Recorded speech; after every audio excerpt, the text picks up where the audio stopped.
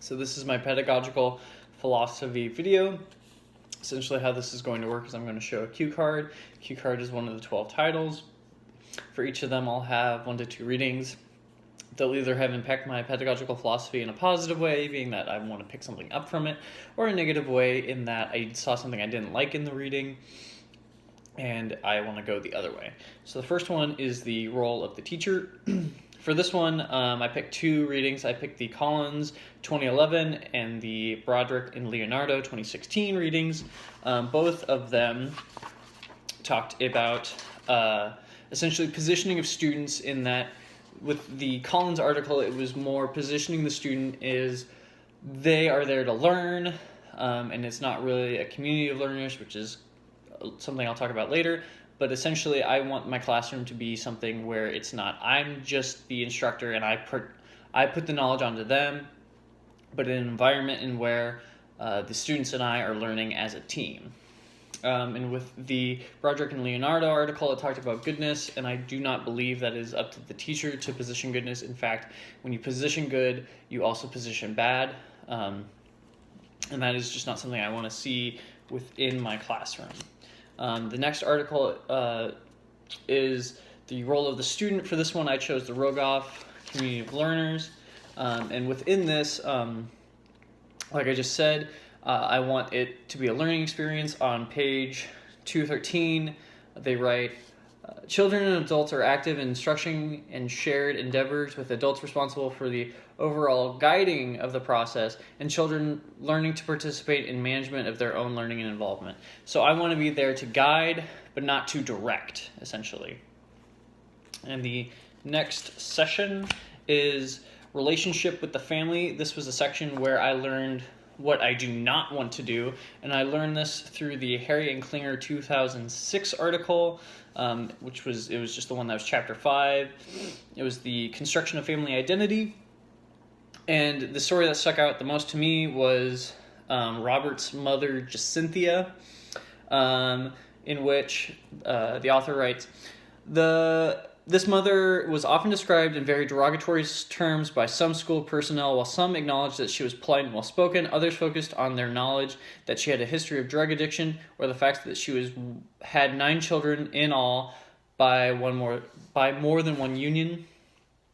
I believe that I need to have a positive relationship with the parents, something that the Where article talked about, with one demander being another mother. Well, in my case, it would be being another father. So working with the parent for the student's benefit.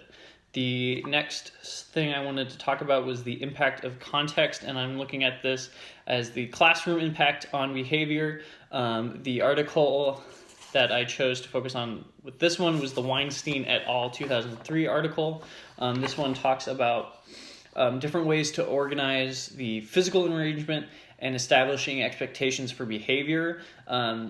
For my pedagogical philosophy, something that stood out in this article was on page 271, when it talks about organizing the physical environment, and it talks about desks arranged in clusters, for example, allow students to work together on activities, share material, and have small group discussions, and help each other on assignments. It's been in my experience that I do not want to use rows and columns. I'd rather use clusters or big circle, especially being that I'm a literature and American literature teacher. I want it so that my students can have a way of creating relationships without feeling estranged from each other. And I feel that having rows and columns and having the classroom reflect an individual statement, kind of like neoliberalism, just would not be effective for that at all. The next up was function of the curriculum. We didn't really touch on this at all or very much in this class, but in another class of mine, we touched on different ways that English teachers can impact their students via curriculum, and one of them was in a Hallman 2009 article, which is Novel Roles for Books. Essentially, this talked about using young adult literature in the classroom, and it oftentimes allows students of minorities to see themselves represented in literature that they otherwise wouldn't.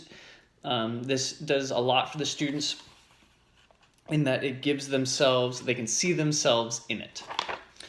The next section I want to touch on is beliefs in failure, success, and neutrality. For this one, I'm looking at the Noguera and Wing article,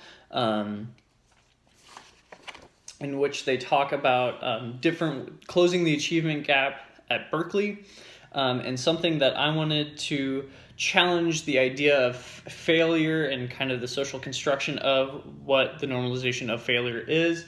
To move away from that, they give 3 bullet points on pages 21, 22, and 23 that touch on to make the familiar seem strange and problematic, to critically examine and organize the structure of privilege, and to empower and disadvantage the marginalized. These are 3 things that I want to focus on, especially within my classroom, and using things like young adult literature within my curriculum will allow me to do so. The social construction of disability. For this one, I am turning to the Connor 2008 article, which looks at the story of Michael, but also I want to kind of go past that and use the term culturally responsive pedagogy, which was something Ladson Billings 1994 touched on. But in this, he talks about how oftentimes he felt labeled as a learning deficient student, and that label oftentimes wasn't correct. I want to make sure that I'm not labeling students learning deficient because I see a problem behavior in them. Sorry. And that if I see a problem behavior, I want to do something practical, like Dr. Anima talks about marking it down on a piece of paper to see if they're actually acting out as much as I think they are, or if it's a real issue. So moving forward from there, I want to talk on the pipeline routes for specific students. We talked about a couple of different groups, but for the sake of this video, I'm going to touch briefly on one, the LGBT youth of color, which is the Hemingway et al. 2014 article. And it talks about the 3 different ways that they are kind of pushed out of schools or pushed into the pipeline. They're over-policed and feel like they're being watched or surveyed a lot more than other students. They're receiving harsher punishments for the same whatever behavior it could be, and they are being blamed for their own punishment. They're being victimized themselves, and this eventually will lead to push out. And being consciously aware and creating, looking at the actions that I'm doing and thinking about the punishments, although I'm planning on not using the term punishments really within my classroom, and being cognizant of that, I can help prevent LGBT youth of color from hopefully not ending up in the pipeline. The next I wanted to talk about was the types of discipline that you engage in. For this one, I'm looking at the Payne et al. Article, and also kind of going back to the Collins et al. Article, the Collins 2011 article. The Collins article really talked about forcing a student out that was making him a bad boy, that was essentially putting the kid away from the rest of the class, which really didn't work in my mind. I wouldn't want to push this student out of my classroom. I would go up to him and say, if you need to take 5 to 6 minutes, walk around outside in the classroom, just recalm yourself. That's what I'd rather do instead of having to push that student out. And on the Payne et al., it talks about using different types of power. It talks about using 2 powers in my mind that I really don't want to use within my classroom. The normative power, which is holding a higher position in cultural society, or the coercive power, forcing obedience after threatening a punishment. These 2 are really things that I don't want to use within my classroom. I don't plan on using them. I would much rather use the last type of power that they refer to. They use it as charm, using one's personality, and that would come through things like creating trust between my students and I, and having my students get to know me as a person, which moves into pedagogical models. For this one, I'm looking at 2 different types of models. I'm looking at the Duncan Andrade 2009 article and the Ware article 2006. Duncan Andrade looking at the 2 different types of hope that I would want to use within my classroom, the material and the Socratic hope. material, being that I, as a low-income student, oftentimes didn't have lunch money going into classes, and so I wanted that to be able to give that to my students. And with the Socratic Hope being in a English classroom, I want my students to be able to talk and know about each other, and create a good classroom where everybody feels they can speak their mind.